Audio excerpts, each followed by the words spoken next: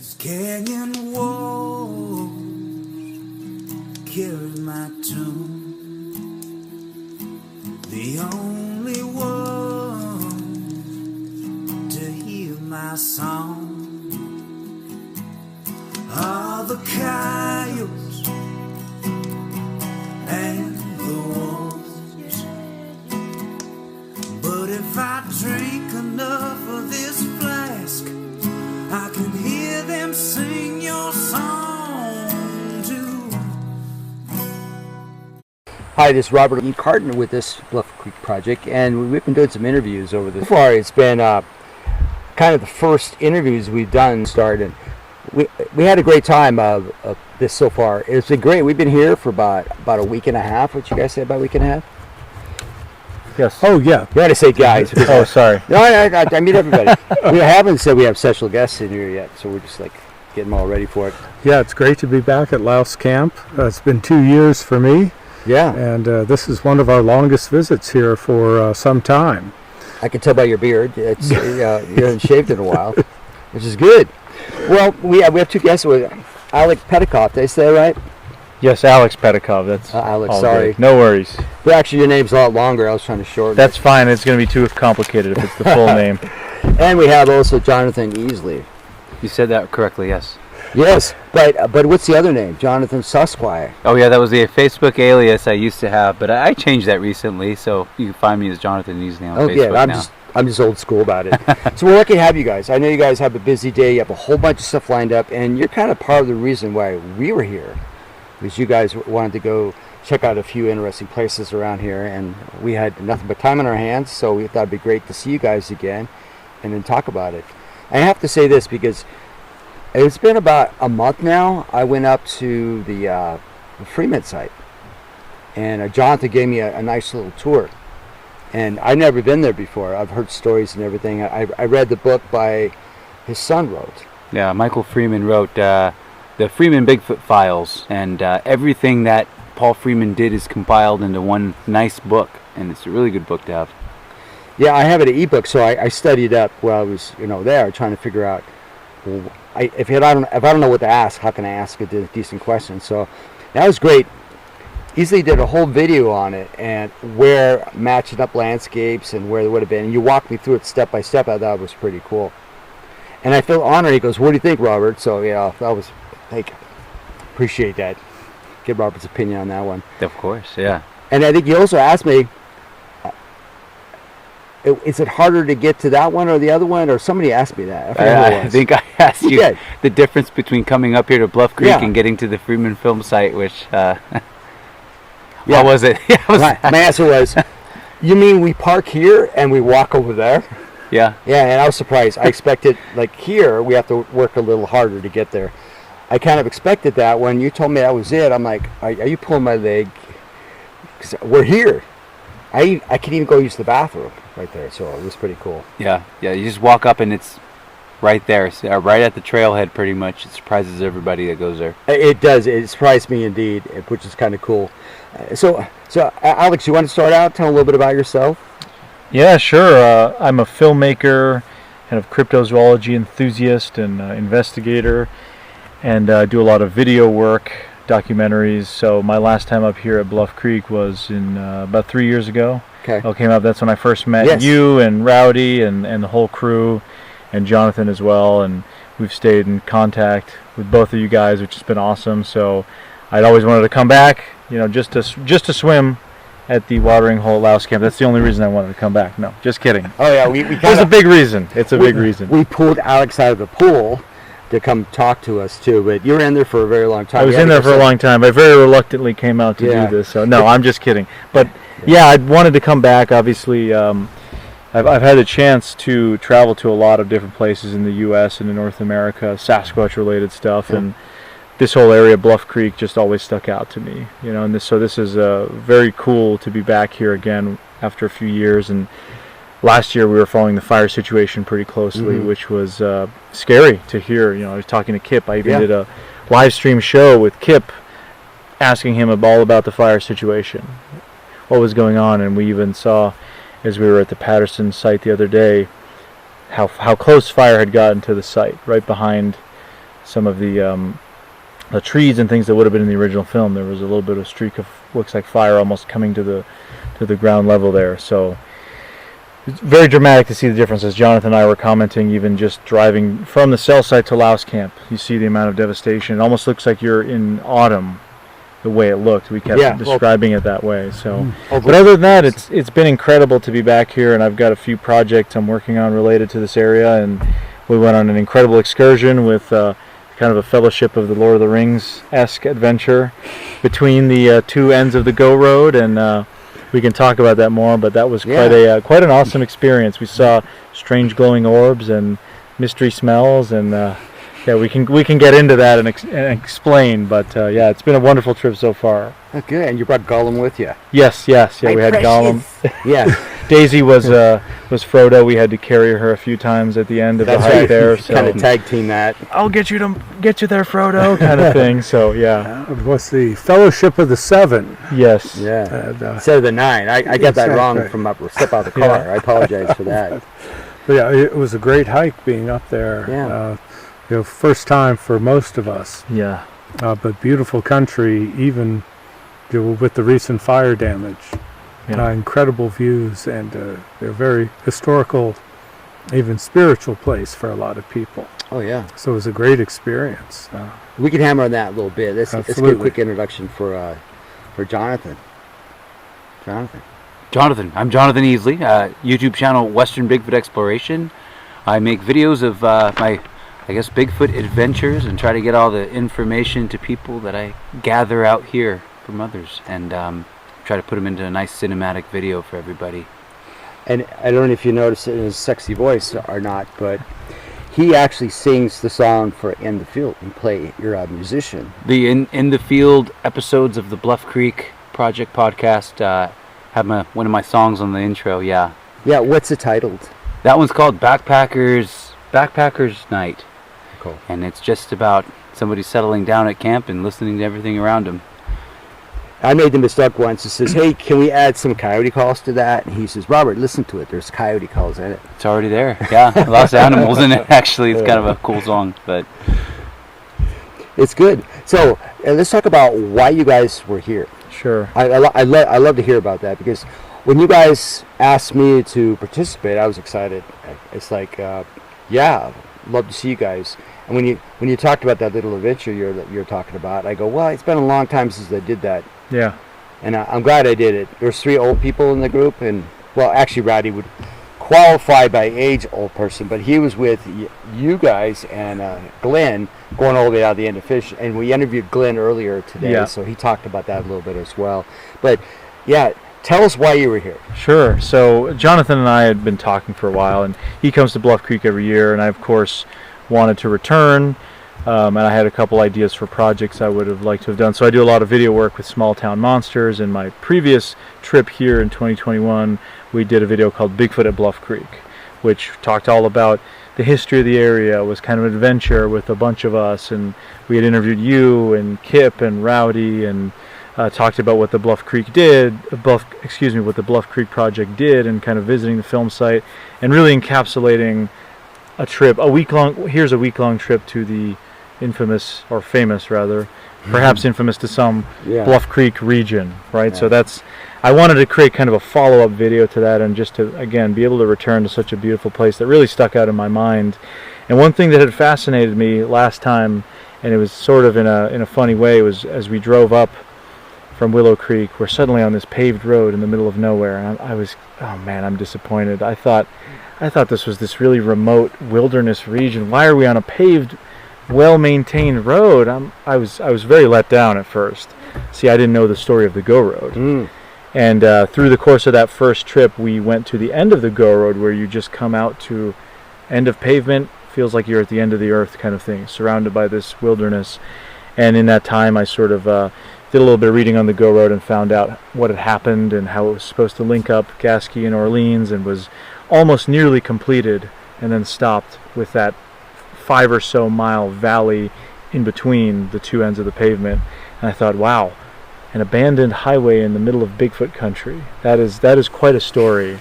And talking to Jonathan, I sort of formulated for a series I'm working on called Strange Places, which is a fairly explanatory kind of title, places that have a strange or interesting history, and I thought this really fit the bill. And I said, you know what, we have to hike from one end of the pavement to there. Because it's easy enough to drive, right? You can drive from mile 0 to, is it mile 32? Mile 30. Mile 30. Yeah. So you can drive 0 to 30. 31 technically, but... Right. You can get from one end to the other, or the Gasky side. But how many people really go into that middle section, which is a designated wilderness area in the Siskiyou Wilderness, which obviously means it's got a special place. And knowing the stories, some of the native stories as well, made it all that more enticing. So that's when we kind of began formulating the idea about doing an overnight hike, a little mini backpacking trip. And it so happened that this year I was going to be up in Washington State filming some stuff in Mount St. Helens region and with Cliff Barackman and some other folks. And I said, you know, I'm already out there. I have to take the trip to Bluff Creek, and trying to kind of line it up a little bit with the annual kind of thing that you guys do at the BCP and the gathering. And it all worked, and we're all here, and it's been absolutely amazing. And it's been an adventure that I can't wait to put into a film, and I hope to do the story justice. Yeah, I mean, you did a lot of filming, so a lot of interviews, a lot of filming. I'm looking forward to it. I think the really cool part was your drone filming out of the back of a truck. Rowdy's driving, yes, that was great. Oh. Yeah, I'm sitting back watching it going, oh. And you're just like focused on the screen. Yes. Me, I have to micromanage my thing, and like I can't do things at once. Well, Jonathan and I are sitting there in the back of the pickup truck, and we're bouncing around, and we have Daisy there, and at one point Daisy just jumps up on me, and this is Rowdy's dog Daisy, for those that don't know. She jumps up on me and steps on a very uncomfortable spot, and I immediately reacted as I'm trying to balance flying this drone and almost lost the drone, not losing sight of it. Yes. So that was quite a trip, but I think the footage will look really cool. It was when we were going through one of those dead zones that was hit by fire. So visually it's very striking because you're driving the road and it's this post-apocalyptic looking scene. So I think it'll look nice, and it conveys a story of, well, here's what can happen when an environment is completely destroyed by forest fire. Because the fire had gone through and burned a lot of it, and this scorched recent fire is the second one, Yeah. and it killed. It just wiped out a lot of the trees, and you can see some of the younger ground cover trying to come back up. So it's probably our favorite, Manzanita, that we had to climb through. And my leg's favorite. Yeah. You can't see this right now. As soon as you said that, everybody starts lifting their legs up and looking at the scars across the shins. Manzanita battle scars. Yeah, it's sort of like knee-high natural. Yeah, like a Jonathan. Jonathan took the worst. It looked gnarliest, I think. It looked like he got attacked by a wild animal. Yeah, he had a fight with a cat over here. Yeah. Mountain lion. There was a lot of bleeding and very mean mountain lion kitten. Yeah. But that's all part of the fun of the adventure. If everything was easy, everybody would do it, right? Yes, but like we said, it was just really a great fellowship, and we had a couple of funny incidents that maybe are worth sharing. So I think it was about 3.5 miles into the hike that we decided, all right, we're going to drop the packs here. It's an unmaintained trail for the most part, so there's a lot of debris, a lot of, as we mentioned now, the Manzanita. We dropped packs. Robert, Ian, and Kip decided to stay back, and there was some confusion amongst the rest of us, myself, Glenn, Rowdy, and Jonathan here. Myself and Glenn said, we're going to hike the other 1.5 miles to the end of the trail to hit that at the other side of pavement. Well, Jonathan and Rowdy thought we were just going ahead to scout for another campsite. So nobody brought water or anything like that. Or headlamps. And we had one headlamp. The sun we're in the last of the This is 9 p.m. This is after 9 p.m. Yes. And we're going and said, what's going on here? And then, we're hiking to the end of the road. Okay, whatever. We're close. We might as well do it.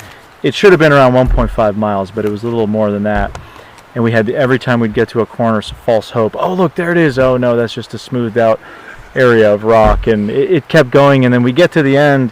We finally reached the pavement, and we had one little tiny bag of trail mix, one of those little mini ones. Here's 3 almonds for you, one piece of chocolate, a couple raisins. And we all divvied it up and then headed back from there. And it was quite a journey. But on our way back, we all, at one point, just started smelling this food smell. I mean, all at the same exact time. Yeah.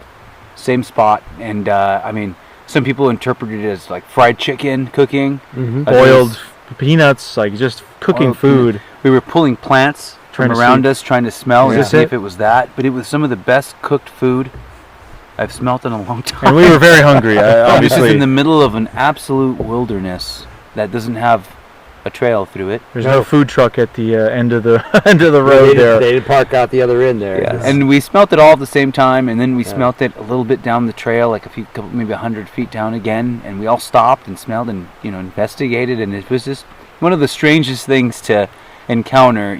We were looking to encounter other strange things, but we walk away with a story about we smelt some fried chicken in the middle of the phantom food in the middle of the wilderness. We thought maybe somehow it was the three of you guys at our base camp, and maybe you were cooking dinner and the smells had somehow wafted. But we were over a mile away, so it seemed kind of unlikely. But maybe that is what happened. I don't know. It smells strange. Well, for the record, all three of us at the base camp, we had Mountain House.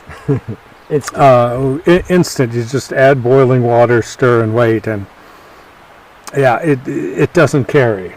Yes. And it doesn't really smell like fresh cooked food, let alone fried chicken. Yeah. Well, there's nobody out there, so it's one of those things that we'll probably be telling the story for a few years as a funny thing. But did we all hallucinate it at the same time? Can you hallucinate smells? Is that even a thing? An olfactory hallucination. There's a trigger.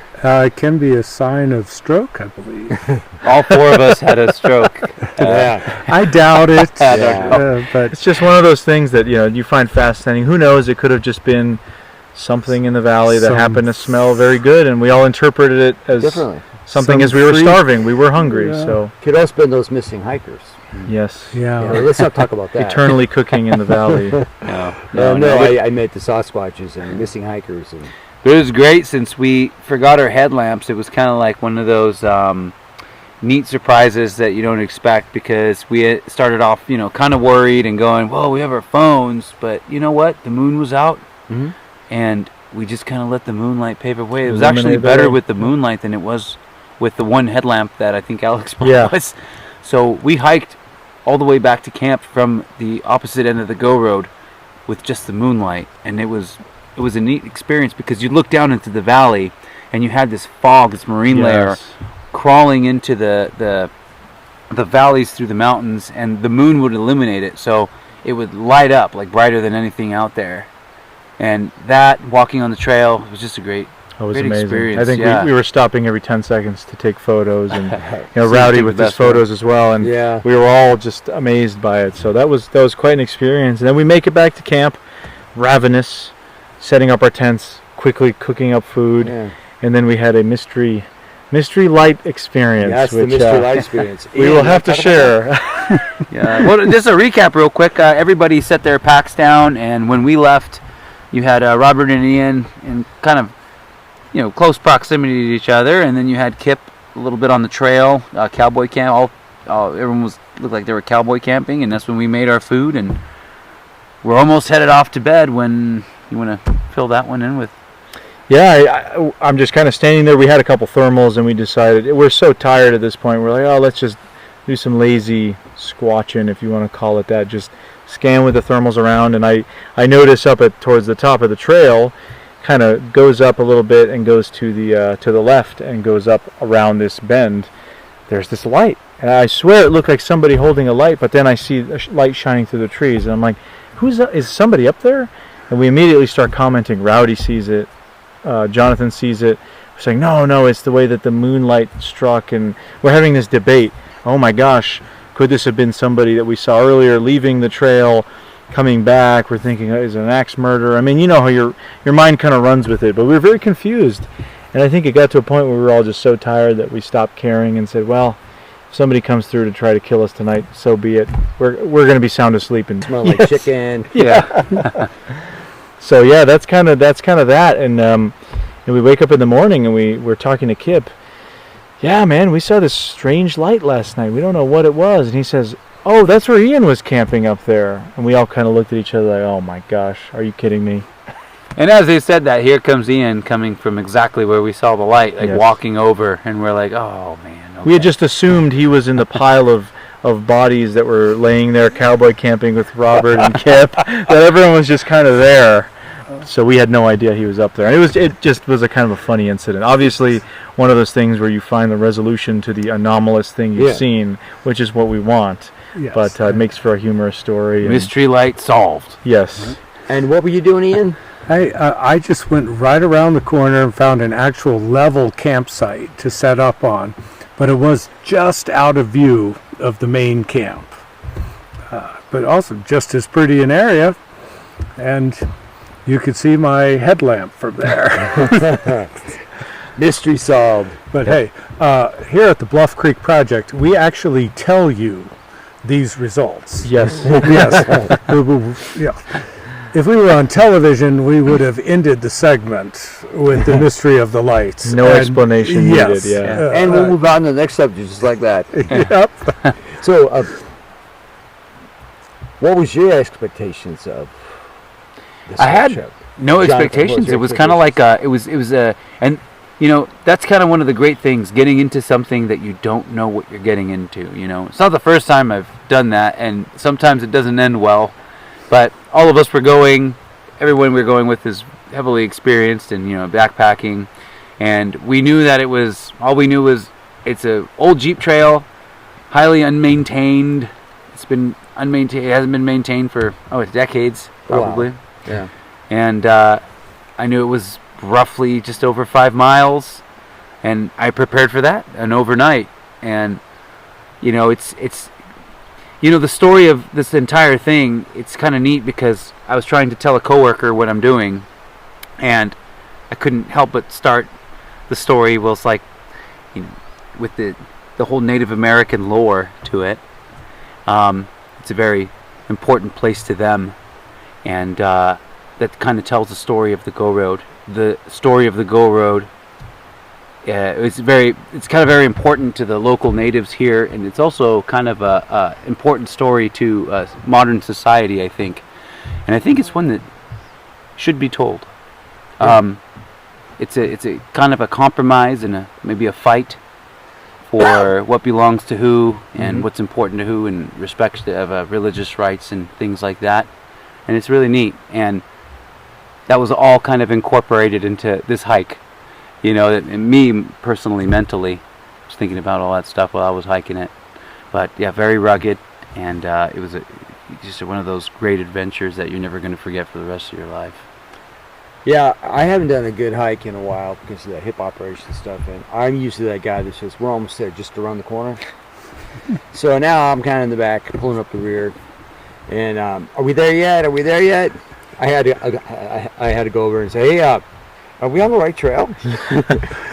It's like, Alex goes, yeah, it says we are, you know, we're like climbing through Manzanita.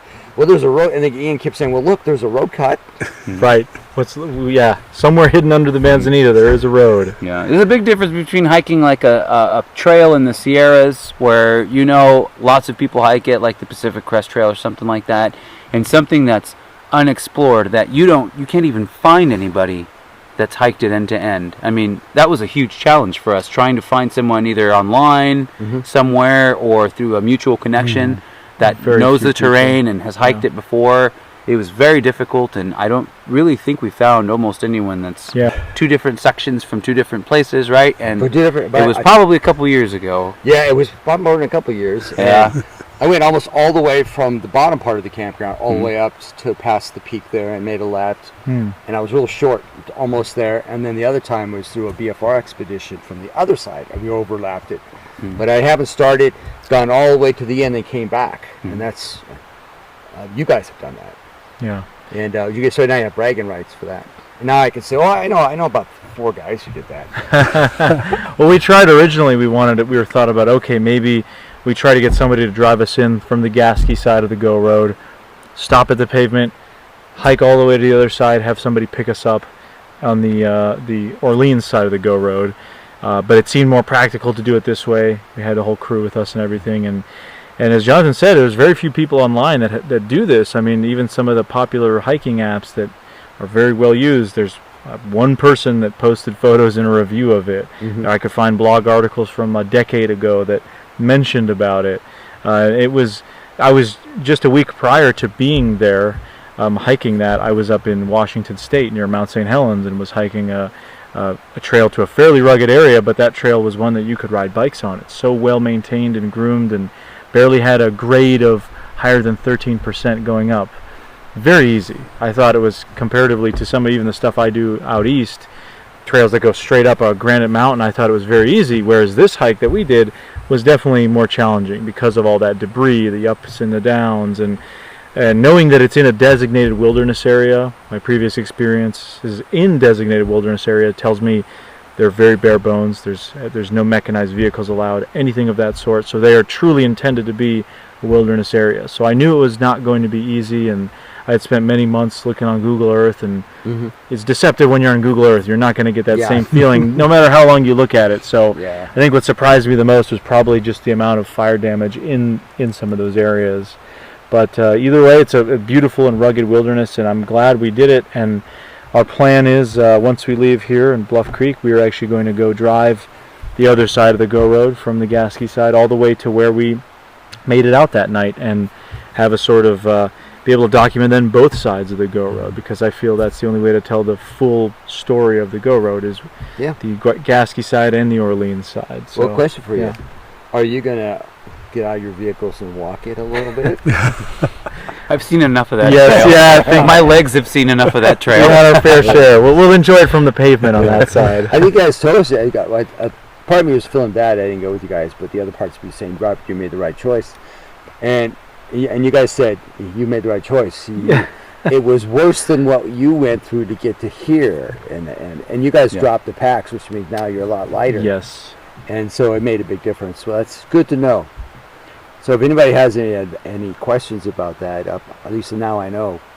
Tell them to go find another trail. But there's a lot of it in the Siskiyou Mountains, the Siskiyou Wilderness area. There, a lot of those trails aren't well maintained. Right. So it really weeds out who goes up there. Yes. Yeah. And I think it adds to the charm too. It does. And having a GPS unit that tells you, no, you're in the wrong place. You try to get there on that and try to navigate through it. I think that's almost these days almost essential. Yes. Because I can read a map. I was taught how to use a compass and read a map. And the GPS having one is very convenient. Yeah, we were constantly checking it. I was using Onyx, and I was also recording our hike with an app called, what's it called? All Trails. There's Hiking Project as well, and they can record, your whole hike, and they'll show you, this is where you hit 10% grade or whatever the case may be. But obviously you can't rely on the phone. It's good to know how to use a paper map. It's also good to have something like a Garmin satellite GPS phone. Don't rely just on your cell phone. Right. But it was truly rugged, and obviously there was 7 of us, so we felt pretty confident with the group we had. And as Jonathan said, everyone has a lot of experience in the backcountry, so it was a good group to be with, and I thoroughly enjoyed it. It was definitely a backpacking trip I will not forget anytime soon. Excellent. How'd you keep your phone charged? So I just keep it on airplane mode when I'm not using it. I mean, there were a couple points where we got a little tiny bit of service, but when it's on airplane mode, it doesn't drain all the battery with as much apps being open. I only had just the hiking apps open, so that was it. And the GPS still works? Yes, it will still track you. Yeah, supposedly some of the newer phones have an SOS mode now that does work with satellite. I've never tried it. I stick to, I have a Garmin InReach satellite communicator. Yeah, your phone looks a lot nicer than mine. Well, check out the back with all those cracks. Oh, well. So, yeah. I don't know how to use this, so I'm a dinosaur. You got a nice phone, Robert. Thanks. Ian, could you show me how to turn it on? Yeah, that's kind of where Robert comes from. We're always learning. That's the truth. Yeah, who knows what the next generation will bring. I would recommend the Avenza app for Android and iPhone. A lot of the federal government maps are available on Avenza for free. And it will also give you your position in real time, and you can record your tracks and make other notes. So that's a great free program. I believe you can download maps as well, and you can have like one for free. You can cycle out. You go from place to place. They have tons of free maps, and some that you pay for. Okay. And the app itself is free to download. It's not the most user-friendly to search for the maps you actually need. It also lets you import your own maps. from some other apps, if you can put it into a standard format. So it's a great tool. I'll have to check it out. Yeah, Avenza. Hey, you guys have any recent adventures outside of what we just talked about that you don't mind sharing? Sure, yeah. Just did? Well, I mean, like I mentioned, prior to being out here at Bluff Creek, I was up in Washington and Oregon for about a week and spent some time around Mount St. Helens, met with a friend of mine who I had actually interviewed on my live stream show, the same one that you went on, Sasquatch Out of the Shadows, a few years ago. And I interviewed him. He had a very interesting encounter there in Cougar, Washington, kind of near the base of Mount St. Helens, and I had wanted to go back to the location of where he had the sighting, and it was cool to be. It was one of the more compelling interviews I did of an eyewitness sort of story, kind of a multi-day event that happened to him and his wife. And do you mind telling what happened to that guy? Yeah, in brief, they were out camping in an area in Cougar, Washington. It's near Kalama Horse Camp. It's actually kind of well known for sightings in that area. I mean, you're not far from Ape Caves there and Ape Canyon, and there's a long Sasquatch kind of history there. And there's a kind of a dead-end forest, a national forest campsite, and this gentleman, Jay, was dropped off by his wife. They were living in Vancouver, Washington, which is about a little over an hour away from this area. She dropped him off to kind of reserve the campsite for the weekend, and then was going to go home and go to work the next day. So he was basically all alone, started having stuff kind of watching him from the bushes. He saw something. He believed he was going to die that night, and it was he actually had very traumatic kind of incident with it. And the next day his wife shows up, and they also have something else happened, and something was watching them, and they saw a kind of creature across the creek, and they both are pretty compelling witnesses. And they had a few other incidents occur over a period of time, about 2016 or so. So I interviewed them heavily about that in the location, and it was a very heavy interview. I remember even interviewing him on my show a few years ago. He had a lot of emotion. He actually had spoken to Leon Thompson, who had kind of helped him work through some of the trauma he felt from the encounter. But even while in location filming there, at one point he had asked me, hey, can we take a break? I need to kind of recalibrate. And you could feel the tension in the air sort of thing. So that was cool to go there. I visited with him for a few days. I also spent a little bit of time with Cliff Barrickman over at the North American Bigfoot Center. I got to hang out with his guy Nico Spadafora, who's a cool guy. Cool cat. We went out with Cliff as well to some recent encounter locations looking for tracks. We found some interesting impressions and some hairs on a branch that Cliff and I thought were more than likely bear hair, but he has the ability to do some microscopic analysis. So Cliff is going to be checking that out. And so I basically got to hang out in the Mount Hood area and a little bit in Washington, and it had been a few years since my last trip to the Pacific Northwest. So that was my recent adventure, and then pretty much right after that, took a bus from Portland to Grants Pass, which was an adventure unto itself on the Greyhound. Oh, I hear it, yeah. Choice cast of characters. The clients that ride on the system. Yes, yeah, it was, it was good that I had noise-canceling headphones. That could have been an episode of yours on its own. That could have been Strange Places, yeah. The Greyhound Express. But then, Jonathan picks me up in Grants Pass, and then that's when we came down here to Bluff Creek. So this has been a kind of awesome 2-week adventure up here in the Pacific Northwest, and it's been just amazing. So you have a job. Yes. And you get time off from your job? Well, this is my job. I do the filmmaking stuff full time now, so I've been doing that now for a couple of years, and that's why I'm able to do so much of this traveling, and I travel, I do production. So out of this trip alone, I've got, I think, 5 different videos and films. Busy. Yes. So as soon as I get back, I pretty much have the rest of the year to edit these videos. So this may be my last really intensive production sort of trip. I do a lot of stuff where I live out in New Hampshire, local research and that sort of stuff, but that's just for my own personal kind of satisfaction and topic. If you don't mind me asking, how does your partner feel about all this? Yeah, my fiance, she's very supportive, which is awesome. You gotta have somebody that you're with that, I've talked to friends that they're into these topics and they have a significant other that either doesn't like that they're doing it, or not that they don't have to believe, right? That's not the point. You don't have to be a believer, but you should support your significant other in whatever they do. And I'm very blessed to be in that position. And she says, I'm not going to get in your way. You do what you do.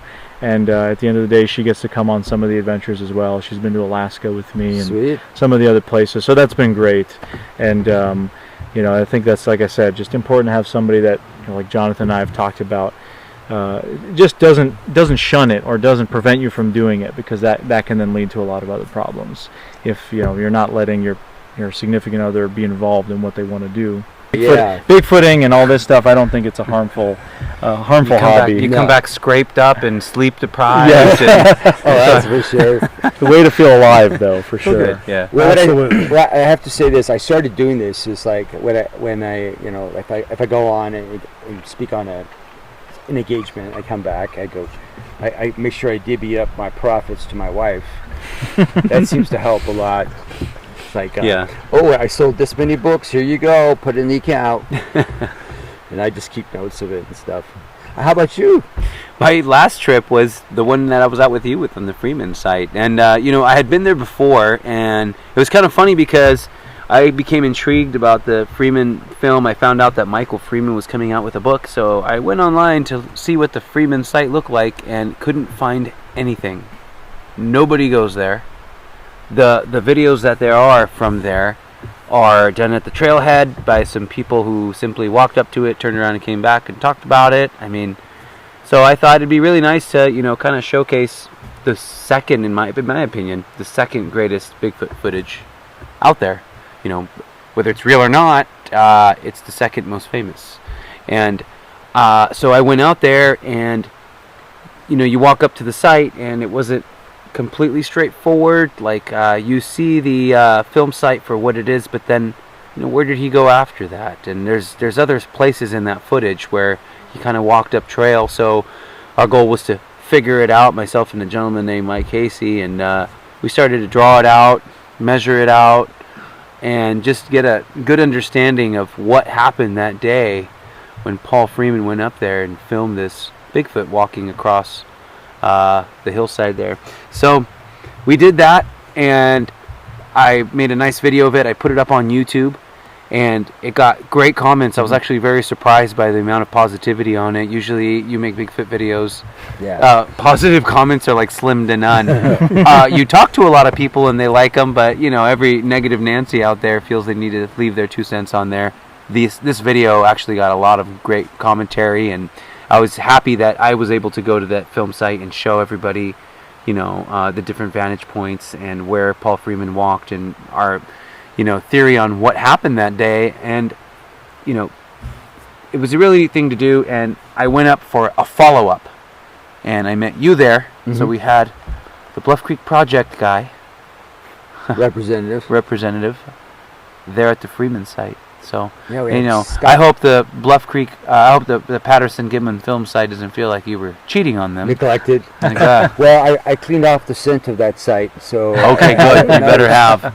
Although the flies are still bugging me. And we made a lot of observations, myself and Mike, my first time there, that maybe people hadn't made before. I don't know. But they've never presented it, certainly. So we made a lot of observations, but when you went there with a different set of eyeballs. And you also made some observations, so I feel like you contributed to kind of like the overall factor of understanding that film site. We noticed things like the log where the subject initially passes was a lot shorter than it was, and we were trying to figure out, did they cut an already cut log down further? Branches in the trees that appear to have grown since then. Are there extra branches in the trees? So there were a lot of questions and kind of head scratching, but in a healthy, positive way. And you even found another log that was on the floor that was in the video when Freeman pounds around, that helped us determine where he relocated to in his second cut of the film when the film subject passes by. So it's always great to have more people look at the same thing you're looking at and point out different things. Yeah, I took on a project just for curiosities, because when you showed me the footage on your phone and where the early morning light is shining on the big stump slightly off to the left, and that stump it's not perfectly round, it has like almost these flat spots on it, and that morning light hits it and illuminates it in gold, right? So I got up really early, couldn't sleep, so I got up, I went out there, hiked up there, and I'm saying to her, okay, this is a 2-hour difference than when he normally goes there. That's why he probably surprised something. And so I'm looking at this, and that happened in August, I believe. August 20th, 1992. Yeah. And here we are in June? Yes. Yeah, June. And I'm like, well, the hours aren't right. So how early do I have to get up to stand here? So I was there for like an hour and a half. And when the light started to slowly creep in, I was getting excited. Of course, the light hit the same spot, but it wasn't in the same shape because trees have grown up since then, and the light is filtered through things. But it was really cool to see that light hit the same spots, and I thought it was cool. So I can hardly wait to tell him. Yeah, when you showed me those pictures, it was like it kind of just like jumped out, like, oh, this is the same lighting that's on that 1992 footage. It was the same lighting, and I had never seen it that way, so it was really neat. I was excited. I mean, I had nothing really to contribute. I'm just there to learn. And I go, oh, the lighting thing. I'd be curious. I'm curious to see if the light hits the same spot. It doesn't matter where it comes from. It's going to hit the same area. Yeah. And it did. And I was never doubting it wasn't the site. I was just looking to see things that confirm it. Correct. I love to see that. But that was fun. Yeah. I appreciate that. It was fun. And we were up there with Damon Irons, and he flew his thermal drone around. We were up there with Brandon Tennant.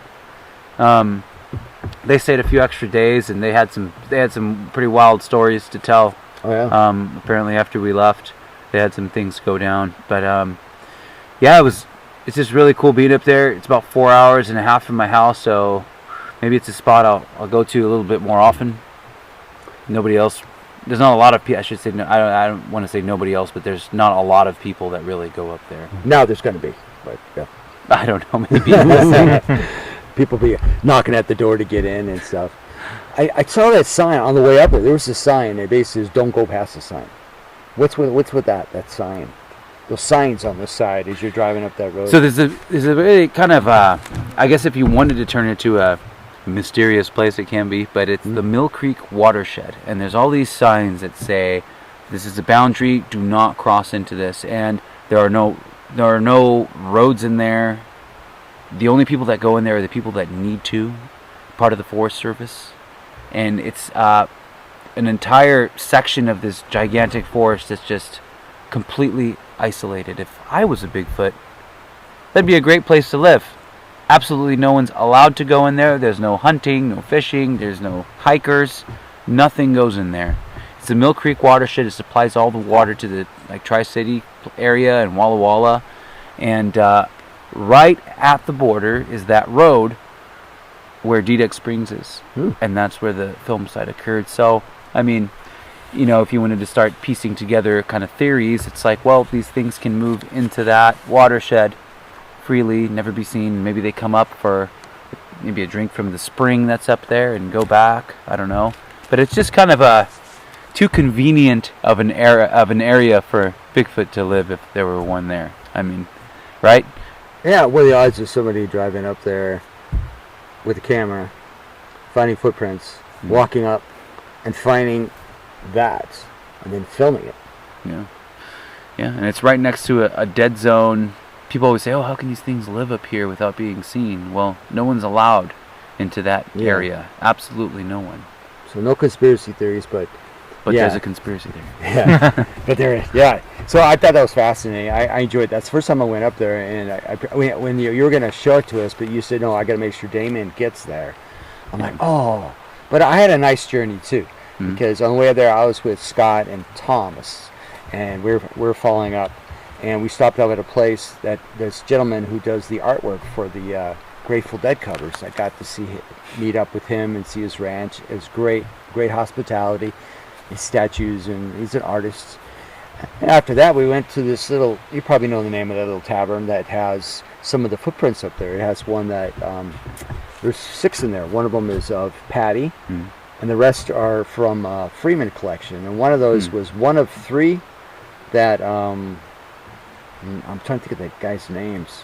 Grover Krantz had made 3 of those. And there's one of those. It's on the wall there.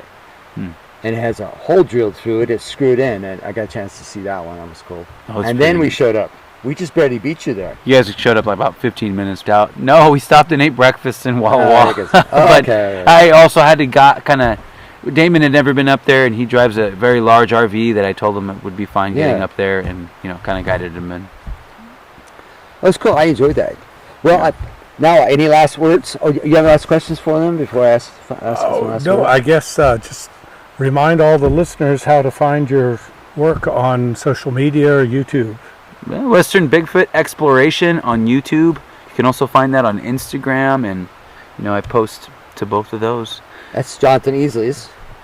Alex? Yeah, you can look at my website, Petakov Media. That's Petakov media.com, and that's got links to everything, including my work with small town monsters. So that's the easiest place to find ways to find all this stuff. And eventually this Go Road documentary will come out, as well as this Bluff Creek video. Probably maybe end of the year or into even next year at this point, with the way things are working. But yeah, that's the easiest way to find me. Cool, I'm looking forward to that. Yeah, I can't wait. You guys will see it obviously well before it's out for public consumption. So Do I get to make? Oh, can you make me look better? Can you? Yes, we'll hire some CGI guys. Oh, that's perfect. I'll be all right with that. I didn't think it was possible. I didn't think that was possible. I thought he was already maxed out. Well, that's why we have to use CGI. Right, exactly. To make the impossible. He's too good. We have to turn it down a notch. Make Make him look human. Yeah. Well, I have to say this because they were filming not Finding Bigfoot, After Earth with Will Smith and his son. They were filming at Humble Road State Park, and it was early spring, and it was on a mountainside called Horse Prairie, and it overlooks a beautiful little prairie from the ridgetop. It had all sorts of blooming flowers, and it was beautiful, and we haven't seen like that in a long time. But they couldn't use it because they said nobody would believe it actually exists. Wow. Oh, yes. But it's here. Hey, and the last thing, any words of advice for people who are interested in just watching phenomena, going out and looking or researching or anything? Do your research on what it's like being up here. There's plenty of information on anywhere from YouTube to different websites. I know Steven's still got that Bigfoot blog spot that has a pretty detailed map that Jamie Wayne made. And I used that my first time coming up here. Also, be prepared. This place is very rugged. Like, I've been on a lot of roads, a lot of places, and it's very rugged. We've already lost several tires from our group this week. So be prepared for that. Bring extra water and all that. All the precautions that you're supposed to do. And slow down? And slow down. And also, have fun. Yeah, absolutely. I would agree. Just, anyone wanting to get into the topic, you don't have to travel far and wide. I mean, it's obviously great, and I think a place like Bluff Creek, for a lot, it's sort of a pilgrimage for people that are into the Bigfoot topic, right? First time I came, I mean, it was some place I've read about since I was a kid. But just have fun, be safe. As Jonathan said, learn about the conditions in an area you're going to go.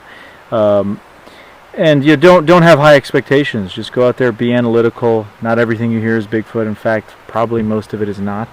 If they do exist, which I lean towards, it's probably going to be very rare that you're going to get something happen. But if you do have something happen, document it, take some basic notes, some field notes. So then you can maybe turn that over to somebody either credentialed or with more experience and say, here's what happened to me, kind of check it out, and you have a little data package to present them to say, okay, let's analyze it and see what happened, take a listen to the audio or the video or whatever, and ultimately have fun, because I think this topic is all about getting out in the woods. The camaraderie we've enjoyed here is just something that is second to none, and I wouldn't have it any other way. So just like I said, people have fun, be safe, be smart, and enjoy these beautiful areas we are so lucky to have in North America. I concur, and pack it in, pack it out. Leave no trace. Absolutely, yeah. Any last thing you want to ask or tell a story or? Oh, no, just it's been great having you both as guests. We appreciate it and look forward to many more trips out here and beyond. We'll have to make up excuses when you guys come back and visit. Oh, no. I know it's hard. You're on the East Coast. Yep. Ian's on the East Coast. You're almost on the East Coast. You're in Idaho. Kind of relatively here, I guess, yeah. I'm on the East Coast of the PNW. Yeah. So thank you guys. Carry my tune, the only one to hear my song.